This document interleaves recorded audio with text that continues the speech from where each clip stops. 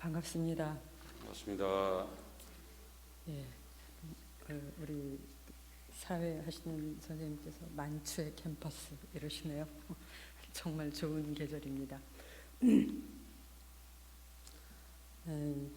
그럼에도 불구하고 늘 우리가 바빠서 세월이 가는 줄도 잊어버리고 또 이렇게 계절이 바뀌는지도 모르고 있다가 문득 이렇게 누군가가 깨우쳐주면 아 그렇구나 이렇게 생각할 때가 있습니다. 오늘 이 법당을 나가시면서는 좀 눈을 들어서 저 멀리도 하늘도 바라보시고 저 주변도 바라보시면서 만추의 캠퍼스의 의미를 다시 한번 이렇게 생각해 보셔도 좋은 계절이라고 봅니다. 이 좋은 계절은 아까 우리 기도문에서도 말씀을 하셨듯이 이 좋은 계절은 또한 모든 곡식의 알곡들이 재알곡으로 돌아오는 시기이기도 합니다. 봄에 땅에 묻혀서 싹이 나고 잎이 나고 줄기가 나고 줄기가 뻗어오르고 그리고 꽃이 피고 열매가 맺는 그런 모든 활동의 끝에 이제 다시 땅에 묻혔던 재알곡으로 돌아오는 시절, 이 시절이 바로 가을이기도 합니다. 우리 한 해 동안 가꾼 내 알곡은 어떻게 생겼는지, 어떤 모양인지, 어떤 내용을 담고 있는지 한번 돌아보는 시간이어도 좋을 그런 계절입니다. 그리고 내 발밑에 떨어져 있는, 내 발밑에 뒹굴고 있는 낙엽처럼 내 주변에 무엇들이 있는지, 그리고 이 내 주변의 이러한 것들과 내가 어떤 모습으로 있는지 한번 살펴봐도 좋을 계절입니다. 지난번에 제가 말씀을 드릴 때 그런 말씀을 드렸습니다. 대종사님께서 우리는 항상 이 몸의 탑을 마음이 늘 돌아보면 극락을 수용할 수 있다. 이런 말씀을 본문을 소개해드리고 말씀을 드렸습니다. 이 몸의 주인은 마음이라고 합니다. 이 몸의 주인은 마음이라고 하는데, 즉 마음이 내 몸의 탑을 돌아보면서 늘 돌아보고 살피면 극락을 수용할 수 있다고 하셨는데, 그럼 어떤 마음이 내 몸을 둘러보고 살피고 있는지, 옛날 수행자들은 그 어떤 마음, 그것을 찾기 위해서 그렇게 불렀다고 합니다. 그 마음. 그런데 이 내 마음을 내가 잘 몰라요. 그래서 옛 수행자들은 그 마음을 찾기 위해서 주인공아, 나의 주인공을 그렇게 부르면서 나를 찾아가기 위한 수행을 계속했다고 합니다. 주인공아. 여러분 자신의 주인공은 지금 어디에서 무엇을 어떻게 하고 어떤 모습으로 어떻게 있습니까? 한번 불러보십시오. 주인공아. 우리 인간뿐만이 아니라 제가 저 시골 동네에 살아요. 그러는데 이 뜰에 뭐 감나무하고 뭐 사과나무 이런 게 있어요. 근데요, 새들도 동물들도 우리 인간하고 비슷한 취향을 가졌어요. 그래서 감이 열잖아요. 그러면은 감이 익을 때가 되면은 어디선지 모르게 새가 와가지고 그 감이 가장 잘생기고 가장 잘 익고 잘 익은 중에서도 가장 맛있게 익은 곳을 콕 찍어 먹어요. 입맛이 우리나 같다는 거죠. 냄새도 우리나 비슷하게 맡는다는 거죠. 그러는데 다른 게 있어요. 이 녀석들은 그 가장 좋은 감, 가장 잘생긴 감, 가장 잘 익은 감, 가장 잘 익은 부분을 콕 집어먹고 가버려요. 우리 인간은 어떻게 합니까? 그 잘 익은 감을 소중하게 따서 우리는 그것을 정말 천지님이 주신 이 보배로운 은혜를 우리가 잘 씻어서 잘 먹죠. 그러는지 어쩌는지는 잘 모르겠어요. 이게 인간과의 차이다 하는 거죠. 그 냄새도 비슷하게 맡고 그리고 비슷하게 보고 그러는 것 같아요. 제가 우리 이제 교무님들하고 모이면 이제 이런저런 얘기들을 하잖아요. 산 얘기도 하고 교당에 사시는 교무님들하고 이렇게 같이 얘기를 나누는데, 우리 저기 시골 교당에 사시는 분이, 교무님이 그런 말씀을 하세요. 이제 고양이가 왔다 갔다 하니까 그 고양이에게 이제 뭐 음식이 남으면 뭐를 좀씩 주었대요. 그랬더니 고양이가 자주 왔다 갔다 한대요. 근데 그 고양이들이 처음에는 막 사람을 보면 도망가잖아요. 근데 이제 이렇게 밥을 주고 그럼 좀 친근해지잖아요. 그럼 안 도망가요. 사람이 나오면은 배가 고프면은 저기서 이렇게 쳐다보고 있어요. 근데 이제 고양이가 밥을 주고 그랬더니 주다가 이제 깜빡 잊어버리면 안 주고 그랬대요. 그랬더니 어느 날 이 고양이가 쥐를 물어다가 대토리 위에다가 이렇게 놨더래요. 그래서 이제 이 녀석하고 이제 치웠는데 또 갖다 놨더래요. 그래서 이 교무님이 저놈이 내가 밥을 안 준다고 나한테 복수하나? 이렇게 생각을 했대요. 그러는데 고양이는 그렇지 않다네요. 고양이가 쥐를 물어다 갖다 놓는 거는 복수하려고 하는 것이 아니라 친근감을 표시해요. 그러니까 그 고양이는 나한테 밥을 주셔서 참 고맙습니다. 그러는데 이렇게 안 주지 말고 계속해서 좀 주십시오. 저도 이렇게 제가 좋아하는 쥐를 잡아다 이렇게 드릴 테니까 저한테 밥 좀 주십시오 하는 그런 얘기였을 거 아니에요? 이렇게 우리는 동물들과 우리가 서로 소통하지 못하는 데서 오해가 생기는 거겠죠. 이런 얘기를 들으면서 어떻게 소통하고 어떻게 우리가 함께 할 것인가, 이런 얘기들을 하면서 재미있게 웃고 깔깔거리고 저희들은 그러면서 놉니다. 우리 정신수양에 이렇게 얘기합니다. 유정물은 이렇게 안다. 그러나 사람은 보고 듣고 배우고 해서 그 아는 것과 하고자 하는 것이 다른 동물의 몇 배 이상이 된다. 그런 우리 인간이기 때문에 우리의 마음은 끊임없이 작용합니다. 보고 듣고 배우고 알고 하기 때문에 끊임없이 작용을 하죠. 그러한 우리들의 마음을 인도 사람들은 뭐와 같다고 그래요? 원숭이에 비유해요. 원숭이는 한 시간도 가만히 안 앉아 있죠. 뭐 우리가 촐랑거린다고 해서 이렇게 원숭이같이 촐랑거린다고 그러잖아요. 중국이나 우리들의 마음을 뭐에 비유합니까? 인도 사람들이 원숭이에 비유한다면 우리는 뭐에 비유해요? 여우에 비유하죠.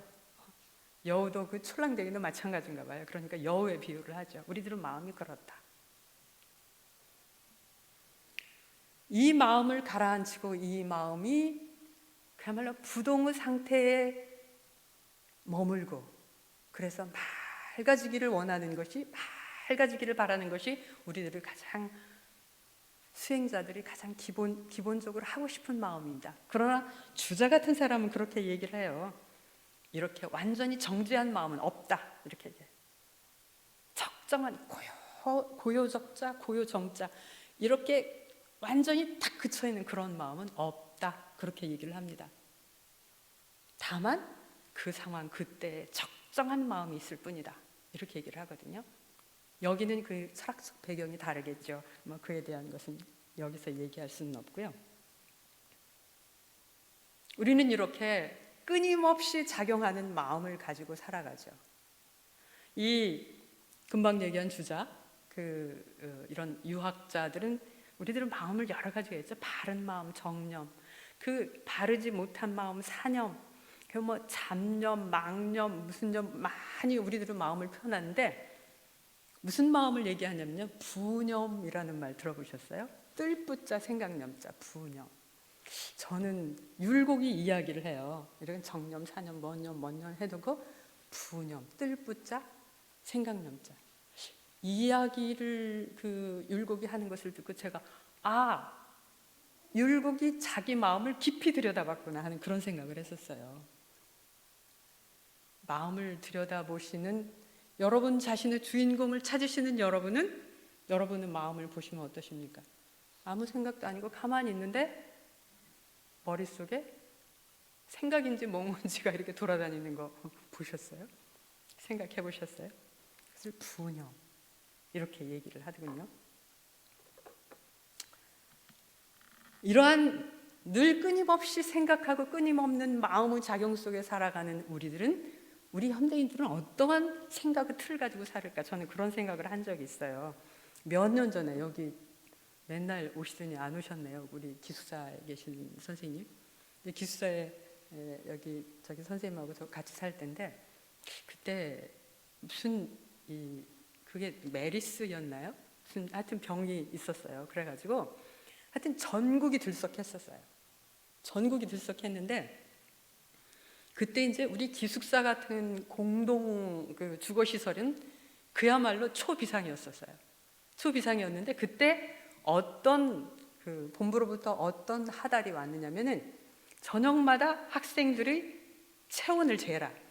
체온을 재가지고 뭐 오래돼서 잊어버렸어요. 근데 우리 적정 온도가 37.5도예요. 그러면은 36.5도? 그러면은 예를 들어서 37.5도가 넘는 학생이 있으면 그 사람을 바로 병원으로 이송해라 해가지고 이렇게 우리 학생들이 갈 수 있는 공간을 만들어 줬었어요. 그래서 이제 바짝 긴장해가지고 하여튼 어디 가서 그 체온계를 그 큰 기숙사 학생들을 저녁에 다 재야 하니까 이제 몽땅 사가지고 그 학생들 체온을 쟀습니다. 그런데 여기서도 37.5도인가 하여튼 37.5도 된 학생이 너무 많은 거예요. 그래서 거기다 다 수용할 수도 없고 보낼 수도 없고 그런 상황이 됐어요. 그래서 이렇습니다 하니까 그 담당 의사 선생님이 그러면 이렇게는 안 되고 이거보다 조금 높으면 안 됩니까? 이건 안 되겠습니다 하니까 이분이 뭐라 그러냐면 알아보겠습니다 그러더라고요. 그러면서 이것도 이제 37.5도였다 모르겠어요. 잊어버렸어요. 근데 38도가 넘는 학생들을 보내십시오 그러더라고요. 그래서 그러면 괜찮습니까? 그분이 하시는 얘기가 기준이 그렇습니다. 기준이 그렇다는 거예요. 이 병에 대한 어떤 데이터가 그렇게 되어 있으니까 그 기준에 따라서 하면 됩니다. 그 기준에 따라서 하라고 하니까 그렇게 하면 됩니다. 그래서 그 순간 제가 딱 머릿속에 들어오기를 이분이 그 병에 대해서 아는 거야 마는 거야 그 생각이 들었어요. 사람의 온도는 개인차가 있잖아요. 조금 높은 사람도 있고 낮은 사람도 있고. 근데 그 병 그 자체에 대해서라기보다는 기준이 그렇습니다. 그러니까 그 기준대로 하십시오. 이유는 없어요. 기준대로 하라.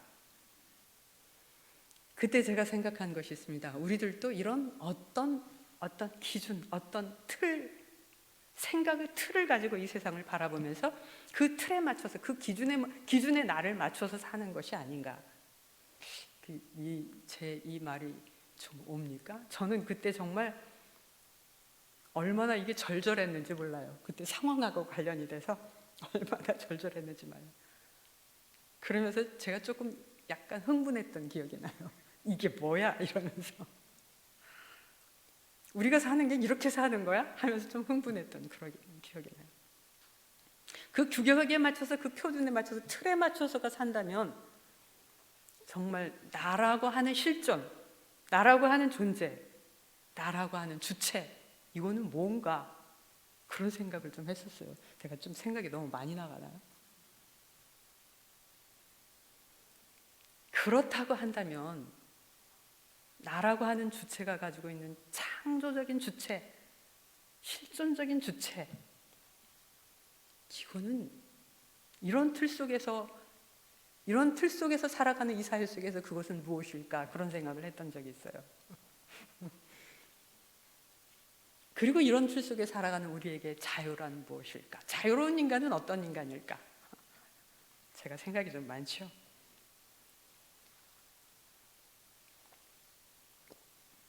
또다시 주인공아 우리의 주인 이 마음 대종사님께서는 사흘의 마음 공부는 천년의 보배요 백년의 탐낸 물건은 하루아침 티끌이라 하셨습니다. 이 주인공 이제 이 주인공을 찾는 법을 조금이라도 한번 같이 생각해 봐야 되겠죠. 저는 이런 말씀을 드리고 싶습니다. 우리가 주문을 외우자. 말하자면 연부를 하자. 원불교에는 주문이 있죠. 천도를 할 때 하는 주문, 또는 사기와 악기를 쫓을 때 하는 주문, 그리고 참회할 때 하는 주문, 그리고 일반적인 연불, 이런 것들이 있습니다. 그때 상황에 맞게 주문을 외웁니다. 그 주문에 내 마음을 걸어두어 보자. 내 마음을 묶어두어 보자. 이렇게 늘 퍼져나가는 마음에서 그 마음이 산란할 때 그 마음, 내가 하는 주문에 내 마음을 묶어 놓아 보자. 그럼 내 마음이 어떻게 날아가고 있는가를 알 수 있다. 그냥 아무 생각도 안 나면은 나에게 꼭 필요한 주문, 주인공아 주인공아 든지, 내가 늘 마음이 가라앉으면 힘내자 힘내자 하는 것도 나를 묶어줄 수 있는 주문이 될 수 있죠. 주문을 외우자. 이렇게 하다 보면 내 마음이 달아나고 내 마음이 여기에 조금 머물고 하는 사이에서 이 마음이 뭘까? 이런 생각도 좀 들 것입니다. 여기 앉아 계시면서 내가 왜 여기 있지? 이런 생각 해보실 때 없으세요? 내가 이 이야기를 듣고 있으면서 지금 누가 듣는 거지? 내가 이 일을 하면서 지금 내가 뭐지? 이런 생각 해보시지 않으셨어요?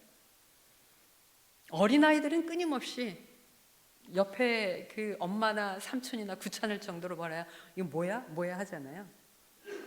어느 순간부터 우리는 그런 뭐야를 잊어버리죠.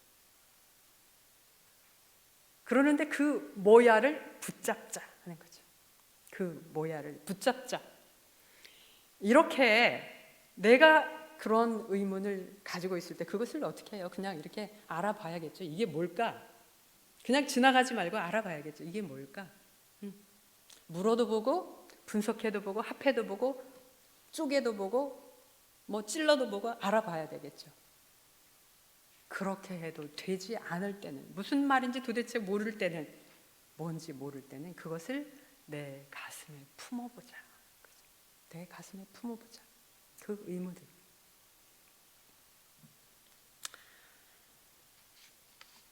정산종사님께서 그렇게 말씀하십니다.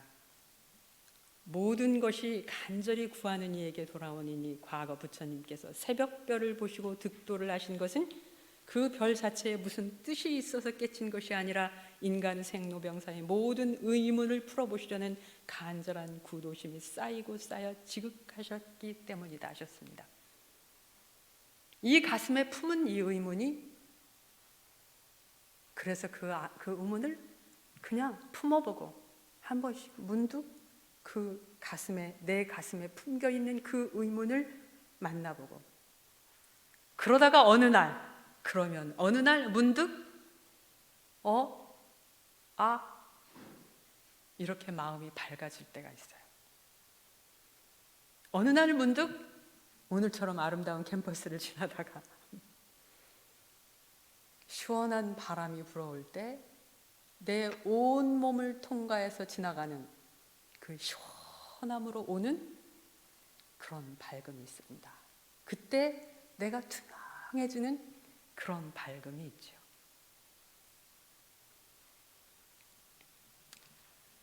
우리의 마음을 뭐라고 표현할 수 있지만 이렇게 밝고 투명한 마음을 어느 순간순간 볼 수도 있다고 하는 얘기입니다. 이렇게 밝아질 수 있을 때 나는 내 몸을, 내 마음이 도우는 탑도리의 주인공으로서의 내가 아니라, 내가 바로 뭐예요? 내 탑이 내 안에서 밝힌 그 등불을 통해서 내 탑 등으로 환하게 밝아질 수 있다 하는 거죠. 그 밝아졌을 때 또한 의문은 남겠죠. 어떤 자국으로, 어떤 티끌로 그것들을 하나하나 그 의문을 풀어갔을 때 나는 밝은 그야말로 등불이 되어서 나 자신을 광명하게 비추고, 그리고 다른 사람들을 또한 환하게 그대로 볼 수가 있겠죠. 그때 우리는 드디어 저 사람이 아니라 저 사람의 속마음, 그 사람 안에 아직 잠자고 있는, 내지는 그 사람 안에 꿈틀고 있는 부처를 만날 수가 있지 않을까. 저는 그런 생각을 합니다. 규격에 따라 사는 인간, 그것이 어쩌면 오늘을 사는 우리들의 어떤 한 모습이겠죠. 어떤 한 모습일 수 있습니다. 그러나 이로부터 정말 나의 어떤 실존적인 존재감, 실존적인 어떤 존재감의 가난, 제가 지난번에 이런 표현을 했었어요. 그리고 우리들의 어떤 공존감의 가난으로부터 진정으로 조금씩 벗어날 수 있는, 그 가난으로부터 조금씩 벗어날 수 있는 것이 바로 이러한 주인공을 찾는, 우리들의 마음의 등불을 켜는, 그래서 내가 그 등불에 따라서 화려하게 밝아지는 이러한 것이 아닐까. 그때 나는 드디어 그야말로 창조적 주체, 자유로운 인간이 될 수 있지 않을까. 저는 그런 생각을 합니다. 저는 말씀을 이렇게 드렸습니다만 물론 압니다. 대산종사님께서 그렇게 말씀하셨어요. 하늘이 감흥할 때까지 기도하고 땅이 감동할 때까지 불공을 하라. 그래야 사람이 응한다. 그러셨습니다. 저는 이런 말씀을 들으면 정말 감동적이다라기보다는 참 너무하십니다. 이런 생각이 듭니다. 언제 하늘이 감흥할 때 기도하고 언제 땅이 감동할 때까지 불공을 합니까? 참 너무하십니다. 이런 생각이 들 때가 있어요. 그러면 저 같은 이런 사람은 사람이 응해주지 않는다는 말씀이십니까? 이런 반문을 좀 드리고 싶을 때가 있습니다. 정말 간절하고 간곡한 마음이 들 때가 있습니다. 그러나 대종사님께서 밝혀주신 이 말씀을 따라서 그렇게 말씀을 하십니다. 대종사님께서는 어느 날 영광에서 부한 변산 쪽을 바라다 보며 허공중천에 맑은 기운이 어려 있는지라 그곳으로 가보았더니 월명암의 수도 대중이 모여들어 선을 시작하더라. 과연 정신을 모아 마음을 맑히고 보면 더럽고 탁한 기운은 점점 가라앉고 신령하고 맑은 기운은 구천에 솟아올라서 시방삼계가 그 뚜렷한 기운 안에 들고 육도사생이 그 맑은 법력에 쌓여 제도와 천도를 아울러 받게 되나니라. 우리들의 마음이 맑혀지고 밝혀져 가면, 그래서 내가 뭐라고 표현할 수 없는 그 주인공을 찾아가고 그 주인공이 저 주인공을 만나게 되면 이때 우리는 진정한 인간과 인간의 마음 만남, 부처와 부처의 만남, 부처에 대한 진정한 불공이 되지 않을까. 그때 우리는 참으로 자유롭고 참으로 내가 나이다 라고 하는 그런 충실한 마음, 기쁜 마음으로 살 수 있지 않을까. 저는 그런 생각을 합니다. 그러나 또한 많이 간절할 뿐 아까 언제 이렇게 다 해요? 라고 하는 그 마음을 가지고 삽니다. 그러나 우리에게는 그러한 길을 보여주셨고 길을 안내해 주셨고 우리는 또한 그 길 위에 있다고 하는 그러한 다행감으로 삽니다. 이 가을에 다시 제 알곡으로 돌아오는 이 계절에 우리는 어떠한 알곡으로 지금 여기 있는지 다시 돌아보고 나의 주인공을 불러보고 살펴보고 그리고 느끼는 이 가을이 되었으면 하는 마음으로 말씀드립니다. 감사합니다.